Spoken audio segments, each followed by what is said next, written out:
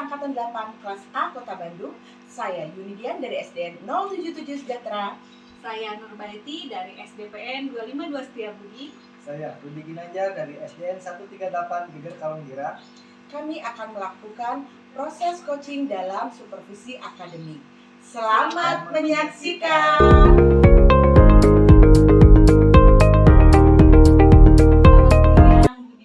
Selamat siang, Bu. Kemudian sebelum melakukan nanti coaching, saya ingin sedikit mensupervisi. Bagaimana kita ketahui ya, coaching itu menggunakan alur tirta dan ada komponen atau kompetensi inti yang harus seorang coach miliki. Nah, kira-kira nih kompetensi apa yang ingin Ibu kembangkan di sesi coaching kali ini? Ya, terima kasih Bu Nur. Di saat sesi coaching nanti saya ingin kompetensi saya itu makin meningkat ya, terutama dalam kehadiran penuh, presence, kemudian bagaimana saya mengajukan pertanyaan-pertanyaan yang berbobot kepada coach sehingga coach lebih tergali dan termaksimalkan lagi potensinya. Nah, untuk nanti hal apa sih yang perlu atau yang ingin sekali saya amati dari kompetensi tersebut? Ya, dalam proses coaching ini kan baiknya kita menggunakan alur tirta ya supaya tergali, benar-benar tergali nih potensinya dari coaching. Nah, saya ingin potensi tirta saya itu diobservasi oleh Ibu, apakah saya sudah melaksanakan atau belum gitu. Untuk kompetensi intinya dari kayak menyimak atau mengajukan pertanyaan berbobot, ataupun istilahnya satu lagi ingin menggali potensi gitu ya. Dari seorang coach sendiri sebetulnya kemudian coaching itu supaya apa? Ya, saya ingin apa yang saya lakukan terhadap coach ini, si coach ini betul-betul termaksimalkan potensinya. Dia bisa menggali dan bisa menemukan sendiri solusi dari permasalahan yang disampaikan. Mudah-mudahan harapan observasi kita kali ini dapat terlaksana ya Bu Dian. Ya, selamat menjadi coach. Ya, terima kasih Bu Nur. Terima kasih. Assalamualaikum.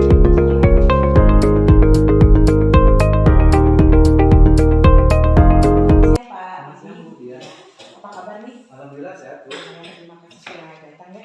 Kita punya waktu nggak lama nih Pak Rudi. Apa sih yang mau diomongin dari Pak Rudi? Ini Bu, sebenarnya dari kemarin sih dari Ibu nih Bu, ada hal yang ingin saya bicarakan terkait proses pembelajaran yang saya alami di kelas gitu loh. Jadi saya ingin bercerita sedikit ya Bu, mohon waktunya nih Bu. Saya ingin bercerita, jadi pada saat pembelajaran PJOK itu saya memiliki masalah Bu. Beberapa peserta didik memang melakukan tugasnya secara asal-asalan gitu Bu, terkesan tidak ada tanggung jawab gitu Bu dalam melaksanakan tugasnya itu gitu loh Bu. Saya jadi ingin coba sharing dengan Ibu terkait masalah tersebut. Iya, oke Pak Rudi. Kita punya waktunya nih sekitar 15 menit nih. Apa yang ingin Pak Rudi dapatkan dari obrolan kita? Dari obrolan ini Mas, saya pengen proses pembelajaran PJOK itu lebih menyenangkan bagi anak. Jadi tidak ada lagi anak yang terkesan tidak tanggung jawab ataupun tidak disiplin dalam mengikuti pembelajaran PJOK di lapangan gitu.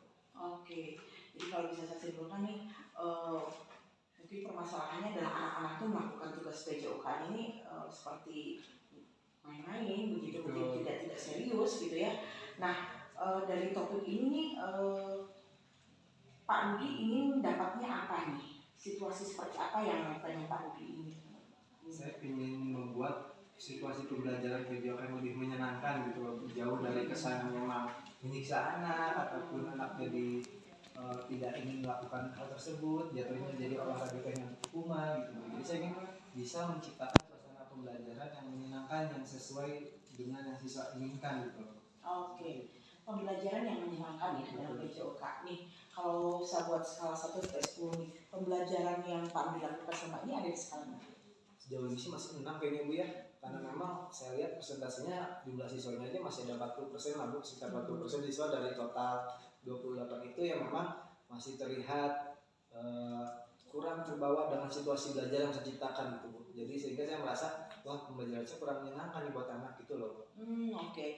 Dari situasi 6 itu apa sih level berapa atau angka berapa nih tujuannya Pak Rudi? Kalau sempurna di level 10 ya Bu ya, cuman karena sekarang udah di hampir tengah semester kita Bu, mungkin saya di level 8 dan 9 udah cukup gitu Bu. Oke, level 89.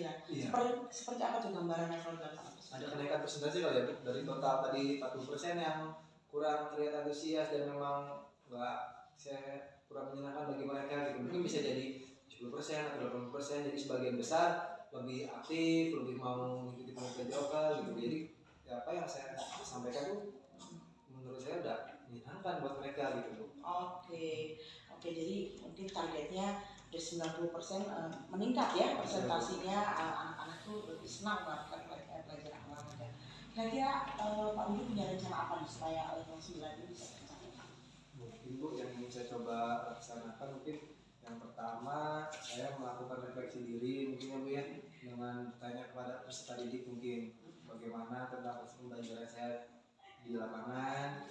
Nanti feedbacknya saya akan berikan gitu kan Bu ya, dari apa yang saya alami itu. Yang kedua saya coba komunikasi dengan rekan KKG PJOK di sekolah, nggak terlalu luas gitu, sekolah aja dulu dalam bagaimana pembuatan materi yang lebih menyenangkan lagi buat anak-anak, sehingga saya dapat banyak masukan juga gitu kan Bu. Yang terakhir mungkin saya coba lebih berselancar lagi di medsos, bukan namanya di sana juga mungkin aktivitas fisik yang memang belum saya lakukan dan diterapkan dalam proses pembelajaran anak-anak gitu. Oke. Jadi lebih ke merefleksi diri ya, apa yang harus dilakukan melalui dari berbagai media nih supaya mempersiapkan hal tersebut ya Pak Rudi ya. Nah, kalau boleh saya tahu nih, kapan nih Pak Rudi akan akan melaksanakan rencana Pak Budi?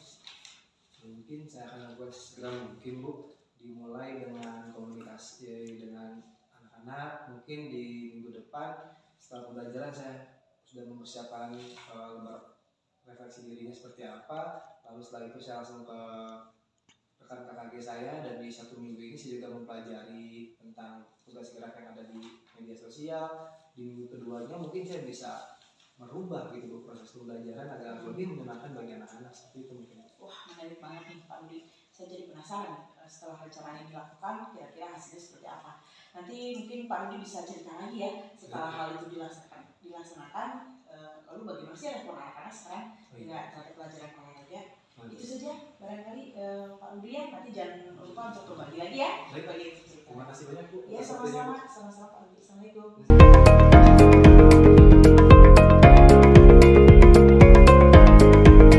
Selamat siang Dunia. Selamat siang Dunia. Alhamdulillah ya, proses coaching tadi sudah selesai. Ada berapa pertanyaan yang saya ajukan dari Budian sendiri yang sebagai coach, kompetensi apa yang dirasa sudah tercapai? Iya, dari pelaksanaan coaching tadi sih menurut saya apa yang saya buat indikator-indikatornya itu sudah tercapai sih Bu. Dari mulai saya menggunakan alur pita, kemudian bagaimana saya menggali pertanyaan-pertanyaan itu terhadap coach sehingga coach bisa keluar ya, bisa cerita gitu gimana solusi terbaik untuk dia. Gitu. Kenapa Budian bisa bilang kompetensi sebagai seorang coach tadi tercapai? Mungkin dari supervisi tadi kan Budian menginginkan untuk bisa mempunyai kompetensi memberikan pertanyaan bobot gitu.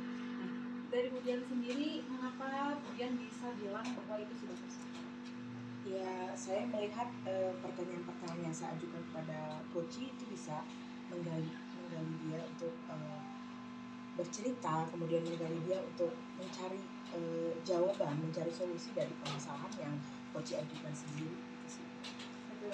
Izinkan saya memberikan hasil pengamatan dari tadi apa yang sudah saya amati. Betul sekali, Budian sudah melakukan coaching dengan baik sekali, malah melebihi standar dari apa yang awalnya kita harapkan ya. Ibu sudah bisa menggali atau mengambil kata kunci si coaching sehingga ibu bisa memberikan pertanyaan. Nah, untuk selanjutnya apa sih kompetensi lain yang Budian ingin kembangkan lagi? Iya, mungkin hadir penuh ya. Jadi kadang ketika saya melakukan wawancara gitu ya dengan coach, suka ada terlintas pikiran, kemudian terlintas judgement gitu. Jadi supaya saya itu lebih fokus lagi gitu dalam melakukan proses coaching ini. Kira-kira adakah yang bisa membantu untuk selanjutnya agar Budian bisa mengembangkan kompetensi hadir secara penuh tersebut?